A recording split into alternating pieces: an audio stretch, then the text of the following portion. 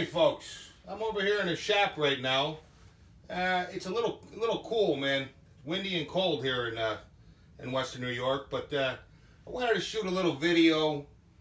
Talk about saws, some modifications we can do, and some other events of what's going on here. The first thing I'd like to say is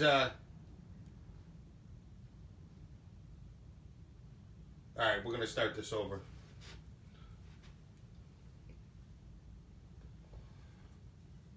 How you doing, folks? Fabe's here. I'm in the shop working on some chainsaws. I got a 395 XP, and I'm ripping down for a guy. He's having some carb problems. We're going to try and fix this up for him.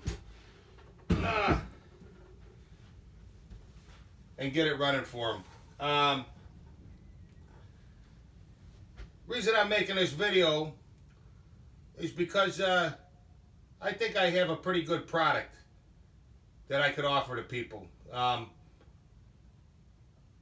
in these tough economic times, you know, what's going on with everything, I don't want to get into all the political stuff, but a lot of people are having a tough time. And you know, these $400, $500, $600, $700, $800 port jobs, a lot of people can't afford to pay. And I'm not saying that the guy who's charging that is not giving you a product that's worth it, not at all. But I'm offering my services starting at $199, and you're working up to the full Monty Hot Woods port, about $400 bucks. How do I build my saws? I don't do machine work. I don't cut squish bands. I don't cut the base. To me, it's unnecessary. A lot of these guys, they're forgetting the basic principles. I mean, I've got a stack of books. I'll get into that at another time. Some reading material. All this has been worked out. The pipes, there's computer software. You know, everything has been done before. It's just, you got to rediscover it. You know, today, I was informed that these guys in this that OPE forum, you know, they're yapping their mouth. You know, they're over there like a bunch of old ladies at bingo, yapping about me. They made a threat about Iron Horse. They made a threat about Buck and Billy Ray. Blah blah blah. You know, what the hell's wrong with you guys? You know. This is the only way to build the saw? Is your way? Really?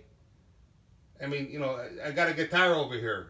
No, you can't do it that way. You got to pick it my way. That's horseshit. First of all, these guys are doing machine work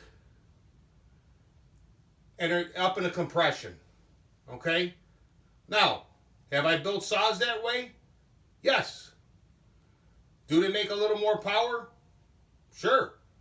You're tightening the squish band. You take this saw right here, this Husqvarna 572 XP, with my muffler mod that I took a long time to figure out what was going on.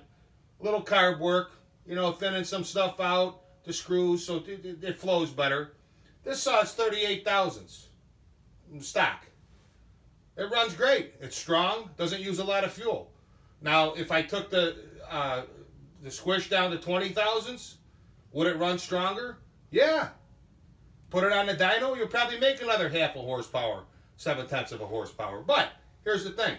Now, I don't know if you can see this, and bear with me because I'm just working off an iPhone. I don't know if I have the right, you know, if you can see me right or what, but here's the deal. You can take this base gasket, okay, that's 19 thousandths, 20 thousandths.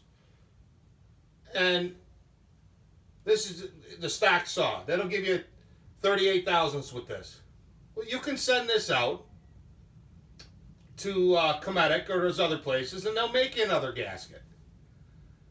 So if I want to drop the squish from 38 thousandths down to 28 thousandths, well, if this is 20 thousandths, I have them make me a 10,000 base gasket. I don't need to cut cylinders. I mean, then what? Then I'm stuck with a cylinder that's cut? What happens if the saw blows up? Now what do I do? You know what I mean?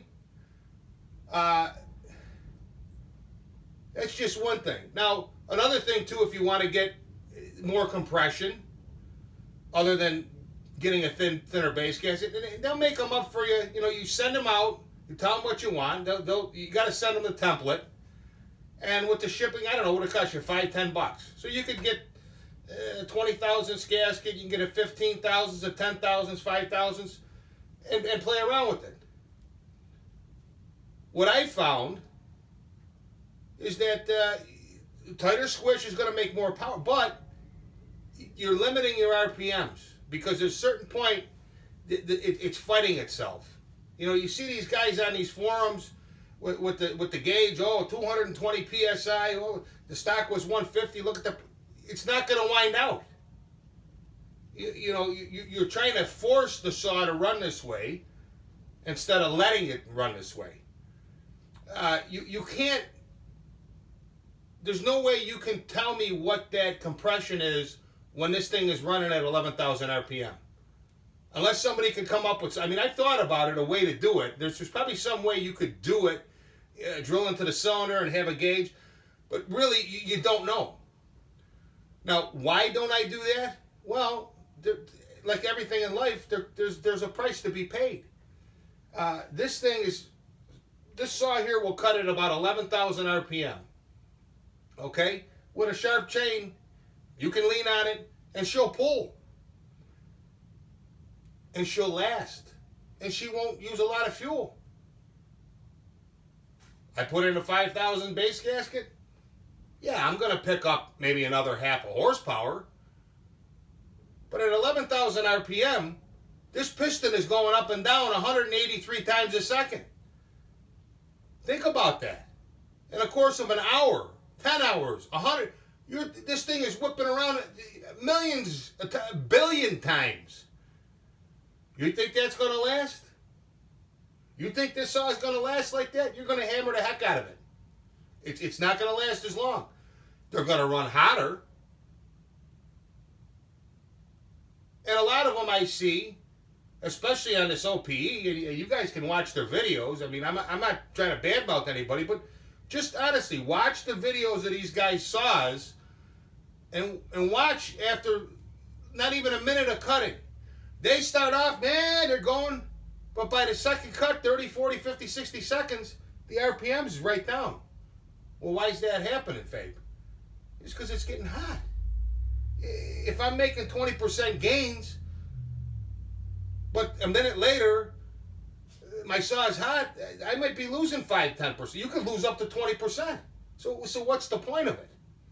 Well, it's just my opinion. These guys over there on this OPE forum, their way is the only way. It's the only way to pick the guitar. You can't do the job any other way but the way they say. And at Mastermind or whatever, you know, that's the only way you can do the job. Is his way. Well, you know what, buddy? You're full of baloney, and I'm going to call you out on it. Okay? I got mods that I can do. Let's say this Steel 462. Okay? I got a K&N filter on the intake, a little carb work, and a tuned exhaust. This saw, without even going into the cylinder. In other words, somebody owns one of these saws, Fabes, I want a little more. I can get you 15% more power with this without even going into the cylinder. If I go into the cylinder, 27%. I go cuckoo with the squish and everything else, I can give you, but you know what? I'm going to tell you, it's not going to last. It's not going to last as long. This will last. I got 500 hours on this saw. It looks brand new, and it's still running. The gas mileage is great, too. That's another thing. You know, the fastest saw is the one that cuts the most amount of wood using the least amount of fuel. You know, you got this saw that's cutting, and you run out of gas, and this is still cutting. But I still got a half a tank of fuel. Well, how you getting ahead? How you getting ahead that way? You're not. But these guys know that. You go on that forum and they're over there yapping like a bunch of old ladies. Fabes, he's a hack, whatever. That whole thing, with Jesse Bills, that whole setup with Iron Horse, because Iron Horse exposed Mastermind, or Mastermind thought he was exposed because he opened a saw up or something. He couldn't get the bolt off, and all this stuff. It's all garbage. But they're over there now yapping about me, yapping. Come on, it's garbage. A couple months ago, one of the forum guys built a saw for Buck and Billy Ray. It's going to take his $3.94 lunch money, this, that. Well, it didn't. If I come out and I say I'm going to take your lunch money, I'm going to take your lunch money. And if I can't, I'm going back to the shop and, burning the midnight oil and do it, because I do what I say I'm going to do. But anyways, enough of that. Oh, yeah. And one more thing. Mastermind, if you're watching this, you're making these comments that you're going to use my genitals for a punching bag. Let me tell you something, fat boy. Not on your best day, pal. Not on your best day, fat boy. Okay, that's enough of that. So, my mods start at $199.99. Some of this stuff is bolt-on. So if you own the saw, you call me up. If I've done that particular model, like if you own a 462, I could have it shipped out to you in a couple days. The payment's there. It's shipped out to you. Give you the instructions. You bolt it on. You go cut. You might be happy with that. Down the line, the rings start wearing out. Hey, Fabe, I like the way it works. You want to give me a little more? Okay, well, we got to take it apart because the rings are going and they're wearing out, and you got to go in there anyways to change them, and we'll do it. I'll stand by my work. I'll give you a quick turnaround. If you want the full money, we'll do it. But I just want to preface this whole thing. I only want to build these for people that are making a living with their saw, a tree company, logger or whatever, someone that's trying to feed their family with their saw. I want to give them a good, honest saw, a long-lasting saw, and build a rapport. I want you to go out there and have fun. I don't want to get into all this other, malarkey and the yapping and this and that, because you know what, when it comes down, look, I like to poke fun too. That's, you know what I mean? I do. I like to get a rise out of people, but I don't mean anything by it. But, some of these guys, with your mouth, you better watch with your mouth, because, it's a wheel is round. But anyways, if you want the full money, okay, depending on the workload, like right now, the weather's starting to get a little bit here. We're working into December. We're still doing some trees. We're still cutting firewood, splitting, doing a little logging work and that. But there's a lull there. You get that 6 weeks in January and February where it's cold. And I'll be honest with you, I've got plenty of wood here for a couple years. I'm not going to be out there rolling around in the snow, cold wind, 15 degrees below zero, 0 degrees with a 30-mile-an-hour wind. I'm not going to be out there cutting. So I'll have some time to build some saws. Now, that's the basic package, $199.99. If you want a full hot woods port, okay, it's going to take a little longer, but I could probably do it for about $400. That's going to give you a lot. I've got videos of this saw, and this thing will run with anything. It'll run the shit out of what Mastermind builds, I'll tell you right now. See, it's a thing. These guys, they don't understand these new straddle saws. They don't. These things are very difficult. Well, Fabe, how did... Trial and error. You got to, read. It's not rocket science, but there's a lot to it. You're going to make mistakes. You're going to burn up saws. You're going to You're going to screw things up if you're learning. There's no way around it. You're going to make mistakes. But once you find a recipe that makes power and, more importantly, lasts, a lot of guys say, well, we got to do this and cut it. Wait a minute. Here's the whole thing in a nutshell. Here's my piston, okay? It's coming up, compressing the fuel. It's called your BMEP. And what that number basically is how much force can I push this piston down? That's it. The more air fuel I can get in there, the more violent the explosion, the more I'm pushing that piston down, the more power I'm going to make. And the more torque I'm going to make. Okay? These chainsaws, I like to get them in the wood 10, 11,000. With a sharp chain, they're going to pull. They're going to pull, man. That's what I like to see. Some of these guys, there's a guy out there, Dino Joe. He built a dyno, and I think that's fantastic, what he did. But I see some of these saws that are on a dyno, they're making their peak power at, 12, 13,000 RPM. It's useless. The motor is never going to it's never going to pull that high. You're better off, like I said, pushing that piston down as hard as you can. Torque. How do we make torque? More air, more fuel. That is going to give you the most usable gains. Okay? When you pick up this saw, you got a sharp chain. It's going to cut. Now, can we do other things? Yeah. But again, you're taking a little bit more from here, but then you're hammering on the bottom end. And where is that line? I can build one for you, but you got to understand, it's not going to. It's going to last a lot longer than some of these. I see some of these guys with these 572 XPs, and they're blowing up in 10, 15, 20 tanks. They run like a banshee, but what the hell good is that? You're hanging rings. What a lot of these guys do, and I haven't been in all the builder saws, but it's like a one-trick pony. What they'll do is they'll take their exhaust port and they'll widen the cord. In other words, they'll take that stock port, let's say it's an inch, and it's on a radius. You're looking down from the cylinder, and they'll widen it. And what that does is it allows more,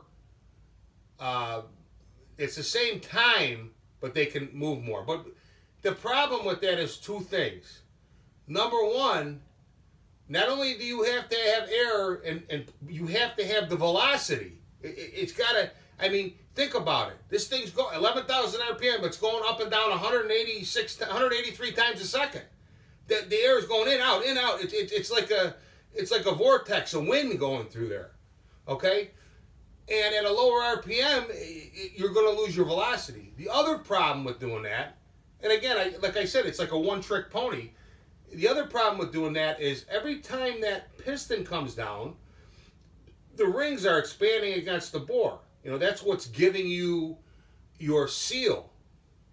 Well, if I have a smaller port, okay, I can't flow as much, but when that piston comes down, the ring is supported. I widen the heck out of it, 60, 70% quarter width. Every time that piston comes down, that ring is going to bulge into that port, and then it's going to pick up on the bottom. It's going to come back up, bulge, and then come back. Now think about it. 183 times a second. You run that thing for an hour. What do you think is going to happen to that ring? Well, that thing will run like a banshee. I've done it. I know it makes more power. It also sucks a lot more fuel. You're going to hang a ring. So, to me, you got to find a balance point. If you ever watch Buck and Billy Ray, that saw that the OPE guy, sent to him. I forget his name, Rattler. I forget the guy's name, but you know, the 394 was done by Buchan's buddy, that Bear Claw. There was no machining work. It's snappy. And he says he's been running it for 15, 20 years. Or maybe he took it in for a freshening. That's what I'd want for a work saw, and that's how I build mine. You know, you make a saw that hot, they're not going to last. Does it really matter if in a 30-second cut, you know, you cut at 28 seconds and I cut at 30, but 3 years from now I'm still running and you're broke down? So, I mean, it's just my opinion. You know, I don't profess to know it all. Nobody does. But all this stuff has been worked out. I've got books. You know, you can research the stuff. There's a lot of stuff on the internet, you know. And a lot of guys, they do their stuff with a degree wheel. I don't do that. I measure everything, okay? I've got a way of precise measuring everything. I've got an indicator here. I could show you the indicator. I don't know if you'll be able to see it, but this is a tenth indicator. It's a 1/10,000th indicator. This here right here is 3/1000. All right, 0.003. This will read to 0.0001. Now, do you need to get that precise? Well, if you can, do it, because little things make big differences.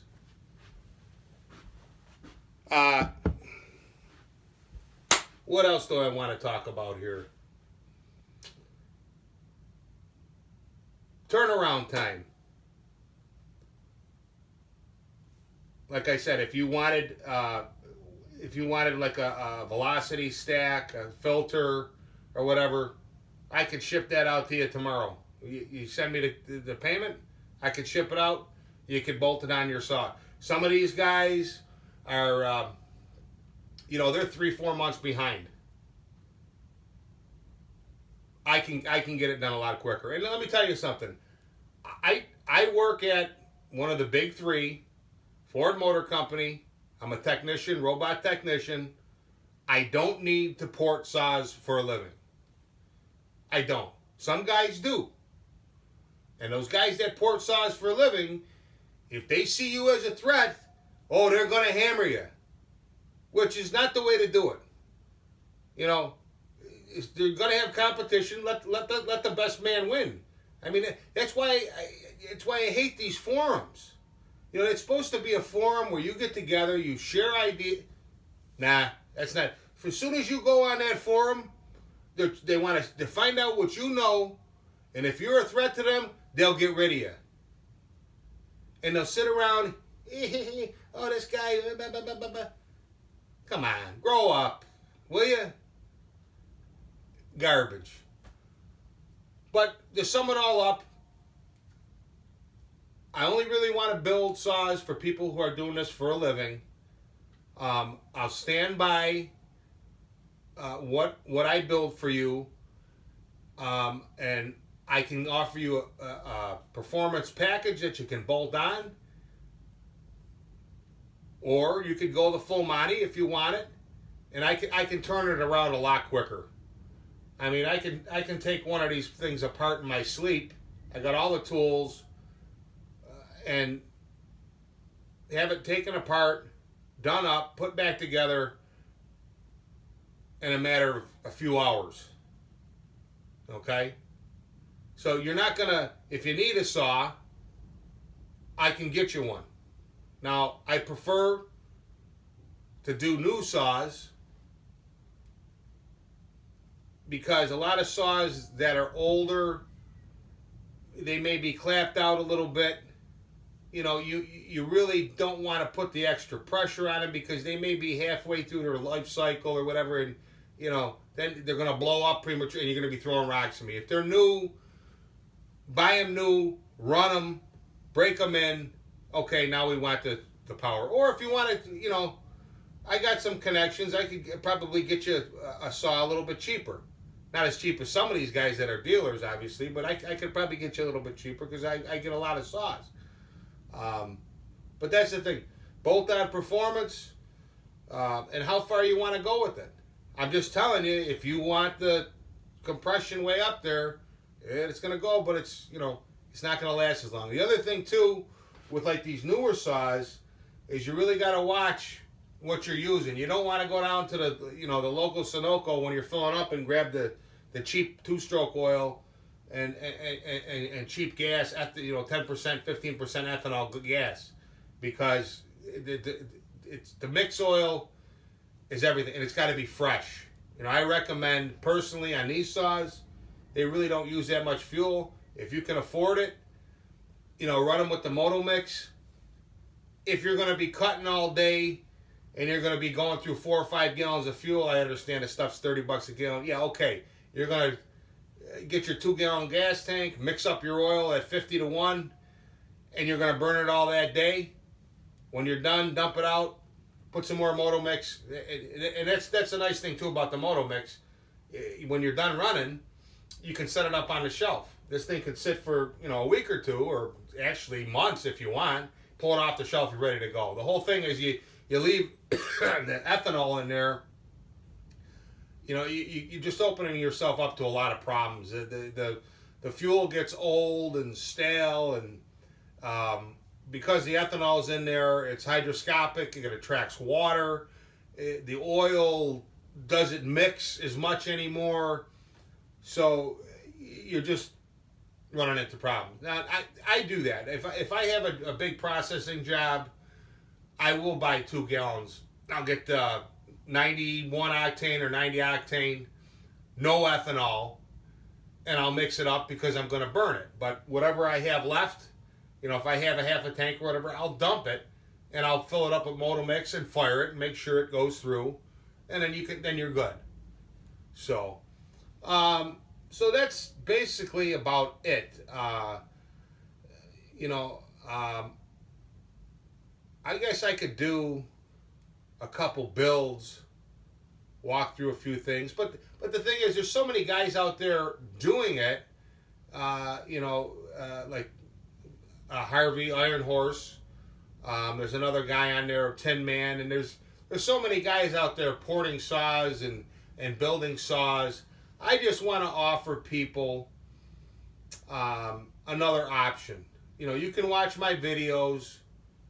You can see what my saws do. If you're in the local area in Western New York, I have no problem meeting you somewhere, whatever you want to try out the saw. I have no problem doing that. And I'm going to stand by my work. Like I said, I don't need to do this for a living. But in the slow period, in the wintertime, when it gets cold, the day's short, cold, wind, or whatever, I'm not outside and enjoying myself, I can build a few saws. And to be honest with you, I'd like people's feedback. If I build you one, and for whatever reason you don't like it, you send it back and I'll take care of you. And that's the only way I'm going to get better. Okay? So, all right, folks. That's about it. I'm out of ideas here, so y'all have a good one. Except for some of you. And you know who you are.